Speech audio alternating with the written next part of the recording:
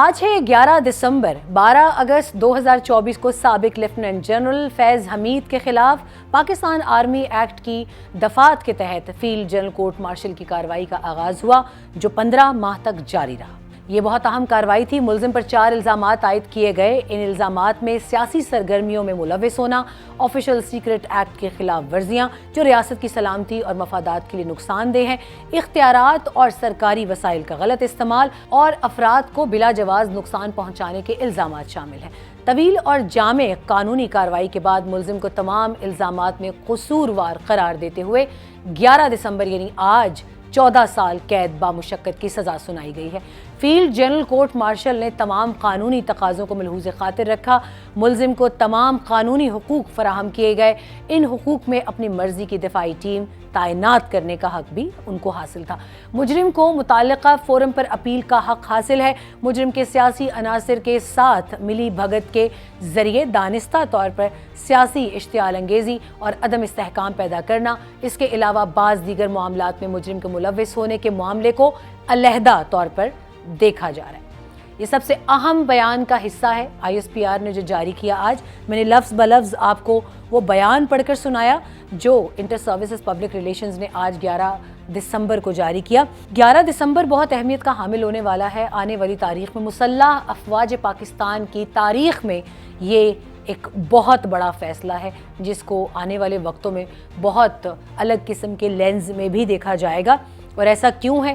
ایسا اس لیے ہے کہ پاکستان کی تاریخ میں پہلی بار کسی سابق DG ISI کو جو ڈائریکٹر جنرل رہے ہیں ISI کے، ISI کا نام ہی دنیا میں کافی ہے، بہت بڑا نام ہے اور بہت حوالوں سے اس کا بہت بڑا نام ہے۔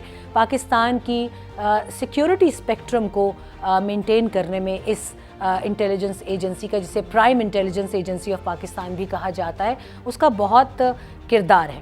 اسے سیاسی طور پر پارٹیز کے ساتھ ملوث کرنے کی وجہ سے اس ادارے کو یا اس ڈپارٹمنٹ کو جو ڈیمیج پہنچا، اس کی وجہ سے اس فیصلے کو بہت تقویت ملی ہے۔ اس فیصلے کے بیک گراؤنڈ میں جو اس کے ایمیننٹ جتنے بھی ایلیمنٹس تھے ان کو بہت تقویت ملی ہے۔ دنیا میں بہت سے حلقوں کی جانب سے اس کو سراہا جا رہا ہے۔ اس وقت انٹرنیشنل میڈیا اس کو مختلف زاویوں سے دیکھ رہا ہے، مگر اوورآل اس کو ایک ایسا فیصلہ سمجھا جاتا ہے کہ جسے پاکستان کی مسلح افواج نے اپنے نظم و ضبط کا جو ایک ان کا ایک مینٹینڈ سسٹم ہے اس کی بالادستی کو برقرار رکھنے کے لیے انہوں نے اس کو قرار دیا ہے کہ ایک سمبولک ڈیسیجن ہے، اور سمبولک کے ساتھ ساتھ اس کے اندر بہت وزن بھی ہے۔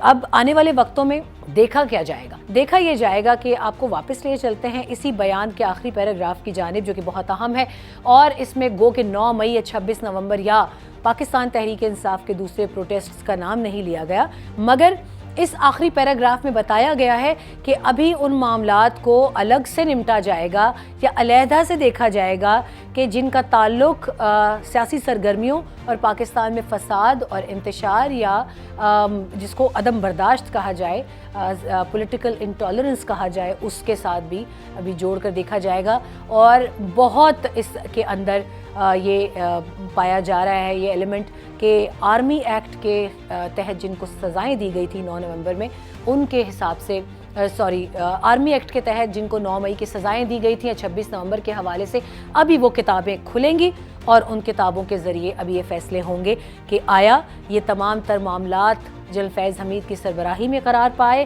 ان کا فیصلہ انہوں نے کیا، ایک خاص پولیٹیکل پارٹی کو فائدہ پہنچانے کے لیے انہوں نے اپنے دفتر کا غلط استعمال کیا، اس کا فیصلہ ابھی ہونا باقی ہے۔